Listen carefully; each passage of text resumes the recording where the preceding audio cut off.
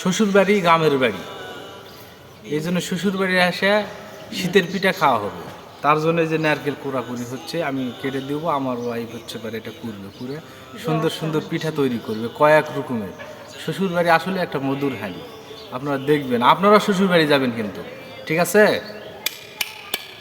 এভাবেই কিন্তু এই নারকেল কাটবেন, করবেন, ফুটা করবেন, তারপরে পানিও খাবেন। আপনাদের দেখাবো, আমি নিজে নিজেও পানি খাবো। এভাবে পানি খাবেন, হেবি সুন্দর মিষ্টি, মজা লাগছে। আর এটা কীভাবে কাটতে হয়, ফাটাতে হয় সেটাও দেখা দিচ্ছে আপনাদের। সুন্দর, 100 হয়েছে। কিন্তু মন চাই এটা কাটার পরে একটু খাবেন, তাহলে